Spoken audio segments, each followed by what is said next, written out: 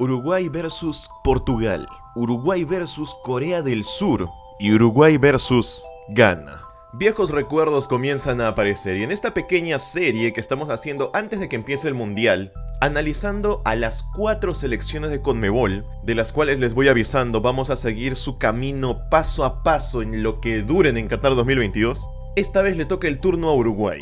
Y rogando porque no vaya a caerse ningún futbolista más, porque ya se han caído demasiados. Excesiva cantidad de talento se ha perdido por lesiones.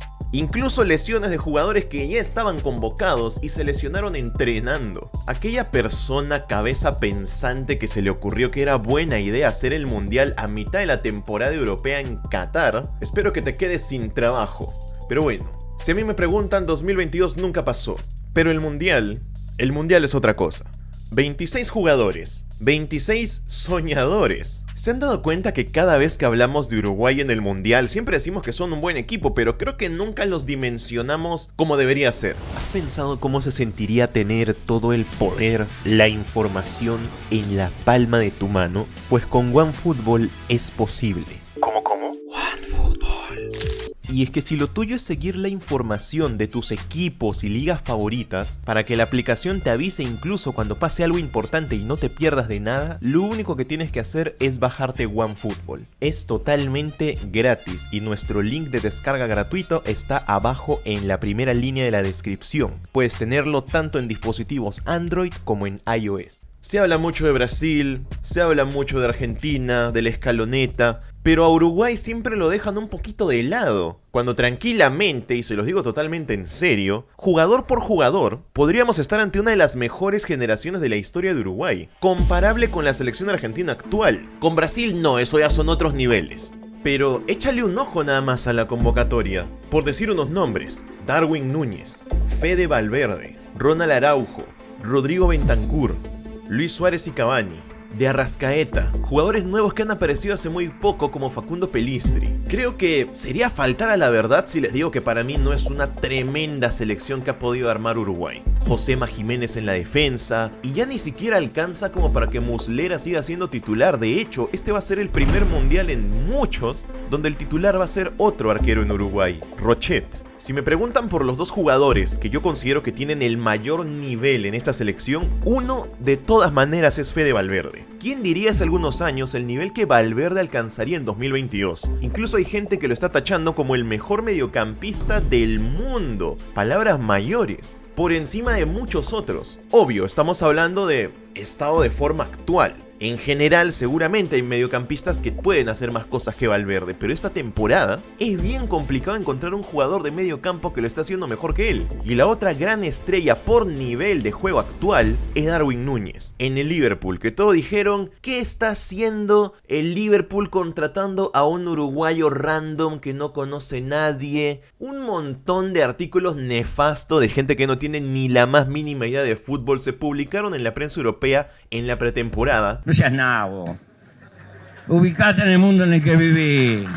Cuando Darwin Núñez jugó los primeros partidos amistosos con el Liverpool diciendo que era un jugador sin gol, un fracaso de fichaje, ¿quién lo conoce? Debieron fichar a un supercrack conocido. Pura gente que no tiene ni idea de fútbol. Darwin Núñez es un delantero de los mejores del mundo. Por algo pagaron 80 millones por él. Y sin temor a equivocarme les diría que junto con Lautaro Martínez son los dos mejores 9 sudamericanos. No hay ningún otro que esté por encima de ellos. Y sí, actualmente Darwin Núñez tiene más nivel que Luis Suárez y que Cavani. También porque estamos ya en 2022, el tiempo ha pasado. Luis Suárez y Cavani tienen 35 años, Darwin tiene 23. Está en la flor de la vida, empezando recién sus primeros grandes años. Y si le prestan atención y miran la convocatoria, uno siempre está acostumbrado a que en Uruguay estén llenos de jugadores experimentados. Sin embargo, esta vez la gran mayoría son chicos que no pasan los 30 años. Los más experimentados son, como les digo, Luis Suárez y Cavani, Godín,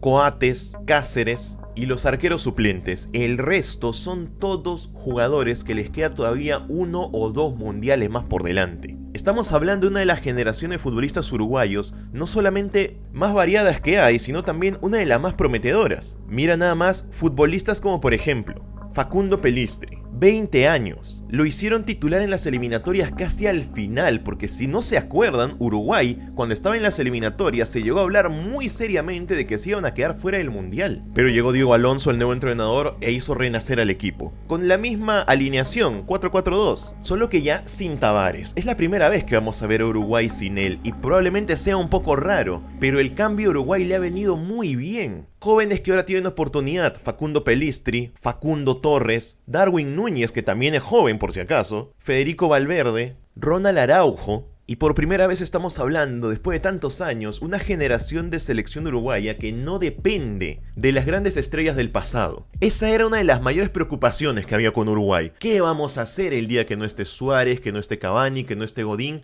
Los jugadores van apareciendo. Y Uruguay tiene uno de los sistemas para conseguir jugadores de selección más exitosos del mundo. Recuerden que son un país con poco más de 3 millones de habitantes. Y que salga tanta cantidad de jugadores para una selección es señal de que se están haciendo cosas bien. Es una de las convocatorias más diversas que te encuentres. Encuentras a un futbolista del Orlando City de Estados Unidos hasta uno del Real Madrid. Jugadores del Barcelona como Ronald Araujo, que por cierto está convocado. ¿Se acuerdan que se había lesionado con el Barça y dijo que se iba a operar para poder llegar al Mundial y sobre todo para salvar su carrera? En ese momento muchos uruguayos lo criticaron un montón porque dijeron que operarte poco antes de que empiece el Mundial es casi como sentenciarte para no ir a jugarlo. Pero al final Diego Alonso lo convocó, a pesar de todo, también porque Araujo, como lateral derecho que es en Uruguay, es insustituible. Los últimos partidos que jugó Uruguay a un gran nivel fue con él de lateral derecho, fue el lugar donde lo pudieron acomodar bien. Estamos hablando de una defensa que tiene a Araujo, a Godín, a Josema Jiménez y a Olivera, lateral izquierdo, que ahora está jugando en el Napoli. Siempre se habló de que en Uruguay los laterales como que estaban dejando mucho que desear en los últimos años, y Diego Alonso encontró a dos muy buenos: Olivera, que lo descubrió hace relativamente poco como titular, y Ronald Araujo, que ya quedaron atrás todas las críticas que la gente le mandó diciendo que había elegido al Barcelona por encima de jugar el Mundial con Uruguay, que era un traidor. Para nada, al final lo convocaron igual. De ahí está para ver si llega en su mejor nivel, si por ahí le cuesta un poquito volver a agarrar el ritmo de antes, porque recuerden que está saliendo de una lesión e incluso oficialmente Ronald Araujo todavía está lesionado. El Barça no le ha dado el alta médica y en Uruguay pues solamente lo han convocado, pero no han dicho que esté al 100%. Tal vez no juegue el primer partido, tal vez juegue el segundo o tal vez juegue el tercero. Aún así, con o sin él, creo que Uruguay tendría que ser perfectamente capaz de pasar la fase de grupos, porque estamos hablando del grupo H: Uruguay, Portugal, Ghana y Corea del Sur.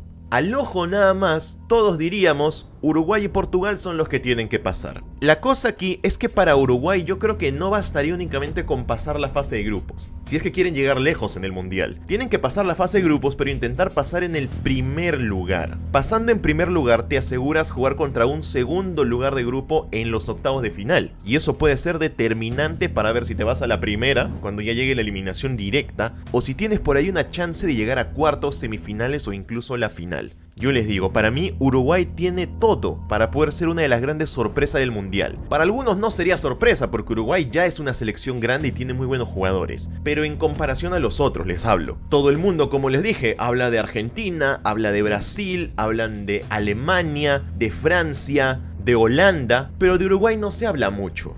Uruguay es de las grandes, tiene copas del mundo, hace mucho tiempo pero las tiene, tienen historia. Y pasar en el primer lugar del grupo creo que debería ser lo que los hinchas uruguayos le deberían exigir a su selección. Y aquí estamos hablando directamente del duelo Uruguay-Portugal. Portugal, que para muchos tiene una de las mejores plantillas del mundo, donde algunos puede que no sean jugadores tan conocidos como lo podría ser Mbappé, Haaland, Messi o Neymar, pero fuera de que Cristiano Ronaldo va a jugar su último mundial, lo cual ya de por sí te da un extra de motivación como selección, son uno de los equipos que tiene la mayor cantidad de talento joven también, y futbolistas que ya están consolidados, parecido a Uruguay. La única diferencia que yo veo aquí es que yo creo que Uruguay como grupo, como selección, son mucho más unidos que los portugueses. También por el entrenador que ha sabido moldearlos sin quitar las buenas cosas que tenía el proceso de Tavares, pero incluyéndole cosas nuevas como jugadores,